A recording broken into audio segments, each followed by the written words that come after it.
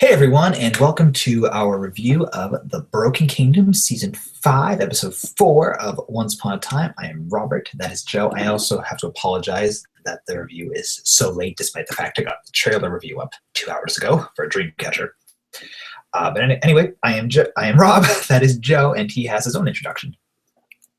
Boys, girls, come on, you guys know this by now. All my Trombaholics out there and all those Lighting Nights out there, welcome back to Otherobert. Let's talk some Once Upon a Time. All right, this is a very odd episode. It kind of reminded me of Lost a little bit because it barely went into the present, except for like the last 2 minutes. But then the other parts of it were like 5 years in the past, 5 years in the present, then like really in the past. Like you really had to pay attention. If you didn't watch the whole thing and wait for the captioning to come up, you really would be lost with this episode because the backgrounds never changed with the characters. Yeah. They were always in Camelot. Yeah, it's a very good point. Yeah, it reminded me very much of, I think, Lost Season 5, with all the Flash sideways, for some reason. Flash Sideways was Season 6. 5 was when they were back the island. Oh, that was the past. That was when they were going back in time. Yeah. Yeah. Either way, it reminded me of Lost quite a bit, but makes sense. It's from the writers of Lost, and also about the writers of this episode that I had said in one of my reviews of a sneak peek. They wrote some of the best episodes of 4, which were Rocky Road, Smash the Mirror, and Sympathy for the Deville. This episode I wouldn't say is as good as those, but I would say it definitely caught my interest because quite a bit went down in it, which I liked. I like when a lot goes down in Once Upon a Time. Makes it interesting. Yeah, absolutely. But, I mean, a lot went down, but in terms of 5 years later, which is still not the present. It was before their minds got wiped. Yep. So we're still in a position of why? What's going on? Yeah. Well, if you remember last year, and actually before I even say my point, this has been a year. I just wanted to point out that Joe and I had known each other. We reviewed the 4th episode of Season 4 last year, and that was the first video we ever made together. And now we're on the 4th episode of Season 5. So this is like our year anniversary. It's kind of funny for when we met, I guess. Just wanted to note that. Thank you, Once Upon a Time, for that. Thank you, Once Upon a Time, and thank you, everyone, for watching and keeping us going. Yes, because if you guys didn't watch and comment, I wouldn't be doing them, or we wouldn't be doing them. So yeah, the future event, like what's happened in the future as to why the memories were wiped was completely negated in this episode. But last season, we had something very similar to that, where everyone really wanted to know why Elsa ended up in the urn, and that didn't get revealed until episode 8 or 9, depending on your view of Smash the Mirror. So I feel that's the same thing here. We won't really get that until we get a little bit more into the next few episodes to figure out the why of the memory wipe. So here we kind of get more of Arthur and why he is I wouldn't call him an anti-hero, but I can't call him a villain just yet. I would just kind of call him corrupted. He feels really corrupt. He's a corrupt king. See, if that was last week, I'd agree with you, but I think this week pretty much solidified him being a villain. Last week, he was more of a cult leader / villain in the making, I would say, but this week kind of showed his true colors. He's a villain corrupt with power. He's definitely that. He's definitely corrupt with power. I just don't feel scared by him yet, like I have by other villains. I just he's also the first mortal villain we've ever had on the show too. Mortal villain. Oh yeah, that's a good way to look at it. Although Hook was kind of a villain in Season 2. Yeah, but he was a sidekick to Korra, who was the main villain for that point. Yeah, that's a good point. So we kind of get his past, and he always has had a relationship with Guinevere, and he lived in, they called Camelot the Broken Kingdom. I have to admit, I love when TV shows reference their own episodes in the episode. That happens a lot in Once Upon a Time, I've noticed. So they said the Broken Kingdom 3 times. So a big plot hole that you and I discussed prior to the review. Merlin was in a tree when Arthur was young, and Arthur is older than Emma. So, and he's still in the tree. Yes, maybe he had time off. Yeah, my only possible explanation for that and it's probably totally wrong, is that somehow when time froze with the dark curse, he was able to get out because it froze and that worked for him. I don't know. That's all I got. It makes no sense why that happened. Yeah, it's very. So are we to believe that Arthur has not met Merlin? No, he never has. He's only talked to him through the tree. Yeah. He's talked to him through the tree? Through the tree. It's like kind of like you and I, we can see each other as opposed to Arthur and Merlin, where it's like, here's a tree and it tells you things. What? Wait, Yeah. how come Merlin hasn't talked to them in the present day? Because we don't know where he is in the present. So No, all we know is that 5 years later. Sorry, it's too many presents. yeah, no. In the years later, when they saw the tree, they didn't talk to him. Well, it's not like the tree can speak. Arthur somehow was able to communicate with him, but we have yet to communicate with Merlin since that for some reason, because there's more blood holes that are crazy. They're sometimes Once Upon a Time is their own worst enemy, and they're convoluted just for the sake of being convoluted. Yes, they try to keep their own stories interesting and intensive, but at the same time, they forget quite a bit of things. And one of them is Arthur has talked to Merlin through the tree, so why couldn't other characters talk to him in the tree? Maybe really that's why Arthur is the chosen one. I don't know. It doesn't. But Arthur is after the Blade of the Dark One. There was the whole thing with he wants Emma's blade, and he was charming, and Snow White had a fight, and then then Lancelot and Snow White went on a little quest to hide the dagger, which I thought actually was kind of nice because Lancelot, I actually liked him in this episode. He was pretty cool. Lancelot, I think, kind of stole the episode. For me at least. He was great. He was very charismatic. Yes, and Nico Walls did a very good job. And I also like how he said the true ruler of Camelot is Guinevere, not Arthur, because Arthur is so corrupt and hell-bent on power. Arthur also said he wants to stab Merlin once he gets him out of the tree. So I really don't like Arthur. I like Liam Garrigan's acting as Arthur, but I don't like Arthur. We'll find out next episode is just because he has a huge hatred for trees. So, yeah, I know. Stupid. So he's waiting for Merlin to come back so he can get back at him because he just really hates trees and planting and gardens, and he hates all of that. Yes, the reason why Arthur hates Merlin is because he hates trees. That is our reason. He hates agriculture, gardening. Then in the so we have the flashback of Little Arthur, then we have the flashback of Arthur and Guinevere before they find Excalibur, and then Guinevere finds Excalibur by using the Gauntlet of Weakness, which I loved because that's continuity right there, because that was in season 4 too, that glove. So we have continuity. Technically inception of flashbacks, because 5 years later is a flashback technically. So 5 years later, then 5 years earlier is a flashback to that flashback. And then Arthur as a kid's a flashback to that flashback to that flashback. Yeah. Yeah, it's really Once Upon a Time has finally incorporated Inception. Yeah. So now we just need Inception characters to pop out all around us. I would not be surprised at this point. Me either. So Guinevere actually, she's corrupted by Arthur because of the dust that he sprayed on her, that he got from Rumple, which I thought, or that she actually got from Rumple, but she didn't want to use because she loves him so much.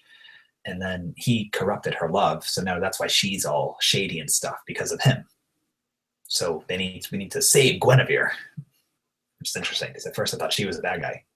Well, I don't get, and this has yet to happen, so I could be completely wrong in saying this, but you know, the gimmick that Once Upon a Time has done since the beginning with true love's kiss breaks curses, right?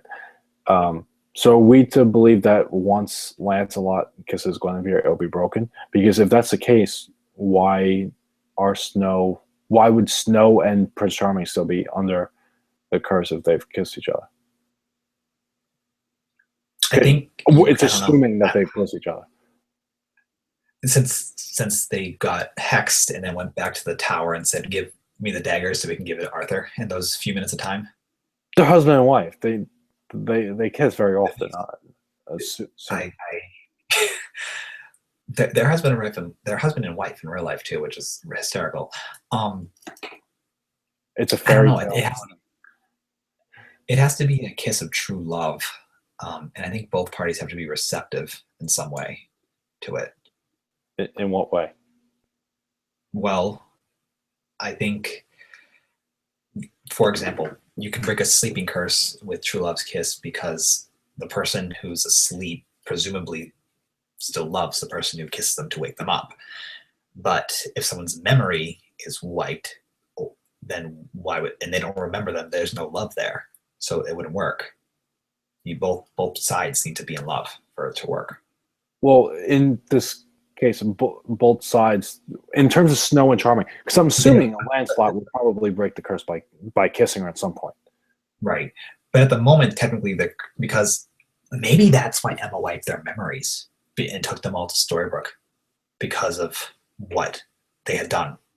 And maybe by wiping their memories, she removed the curse that way from them. Oh, okay. I mean, at this point, it's still too early that it's kind of confusing when we try to piece it together. So I guess we'll just have to see.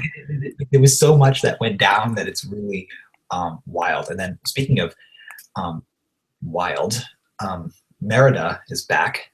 It looks like she'll be in a couple episodes leading forward. Yeah, which is great. She does great. She's great. Amy Manson is beautiful. I love Amy Manson as Merida. I really enjoy her on the show. She's so convincing as she's Merida. Really convincing. She is the Georgina Hag of the season, or Elizabeth Lail, depending on who you want to talk about. Yeah, they kind of took their characters too and just had fun with it, and she's in there. Yep, totally. So right now, Merida is in past jail, and she's right now controlled by Emma in the present. And now there was that pun. Merida's memories aren't wiped. You're right. They're not wiped because she remembered meeting Emma the first time. Yeah. I wonder why she wouldn't wipe Merida's memories. But I love the pun at the end of the episode where she says, I need you to make him brave. Yeah. I thought that was funny. Yeah, that was cool. Then again, if you think about how many times in the Frozen arc did they say Frozen? Yeah, but that's kind of that one you can see more because the there a wall or something? People were the whole gimmick was everything was frozen. Yeah, I mean there was the ice wall, and then Arendelle was frozen again. Yeah, exactly. So that one kind of makes more sense. This one was just they wanted to say the word break. They wanted to incorporate it. You're right. This is why I love these because we're just able to enjoy little bits about the episodes and discuss them. I thoroughly think the writers of this episode, they had a good pattern, but I think you need 5, the next one, to kind of sew them together to get a proper feel for it. Yeah, it's still a bit scattered, I would say. Yes, it's very scattered. This, I actually, last thing, because this episode did have a lot of Captain Swan scenes, Captain Hook and Emma scenes. There was some very good scenes of those two together in this episode. Right, Killian Jones. Yes, Killian Jones was in this episode. He did a great job. And I think the Captain Swan scenes were really great, especially how he was helping her to remove Rumple from her mind. I thought that was really a great scene, a great couple moments they had. Also, we didn't talk about it last time, and I don't want to talk about it, but I will at least acknowledge it. Henry has a girlfriend. Her name is Violet. That is it. It's funny. I hate to kind of cross-promote here shows, but literally it's like the same story going on with Carl in The Walking Dead. What do you do with the annoying boy character when you have nothing to do with him? Just give him a girlfriend and have that be his story for a season. Yeah, they're pains. They're both pains in the butts. So Emma and Hook had some really great scenes in this episode too. Regina was the only character that really got kind of cast to the side. She wasn't needed much in this episode. She wasn't. I do have to admit though, I liked that prior to when Charming and Snow came back, and she's like, "I've been hiding the dagger all day." Like, well, why did you make me hide it if you could trust Arthur? I do have to admit, I liked her little bits of snarkiness. Or when she said, "I like to know who I need to hate." Like she just has like some really great one-liners. Yeah. If she's not going to be in the episode for drama, she at least can give her good one-liners. Yeah, that's true. She was there. She was effective in the very small role that she had. Yeah, she the only starring cast member that two starring cast members we didn't see were Belle and Zelina. They're the only two we didn't see in this episode. But Right. they really have no purpose for this line, for the story arc. Right. That's very true. Like we said, it was flashbacks and flashbacks and flashbacks. Literally. So Literally, it was a flashback when they were younger, when Arthur and Guinevere were younger. It was a flashback when Arthur and Guinevere, 5 years earlier. and then it's a lot 5 years earlier before the Camelot events, then the flashbacks of the 5 years 6 week later. events, and then the present. So we had 4 timelines going on at once in once upon a time. So Yeah, this is 4 times upon a time.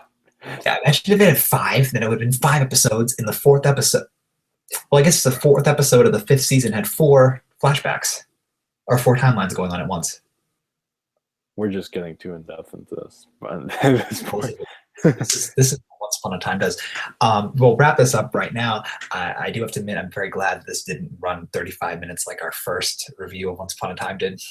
That was fun. It was a good episode. It was a good review, I will say, but it was a long time. It was almost as long as the episode. Once Upon a Time, to sum this up, Once Upon a Time can be kind of convoluted, but it definitely has us interested.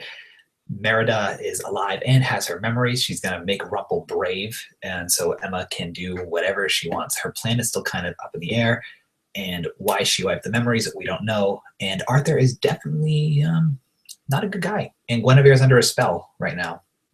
Acting on the episode, the acting was always very good, though. I enjoy the acting of every character. yeah, absolutely. And I'm really looking forward to seeing more from Arthur. Yeah, me too. That's so much potential. So next week, episode 5 is Dreamcatcher. Hopefully, it'll be just the trailer I watched looked very, very good. So I'm looking forward to it. So thank you all for tuning into this review. I am Rob, and that is Joe, and he will lead us out. All right, and subscribe because it takes around this much effort to do so. And until next time, you've been traumatized and lighted up. Bye, guys.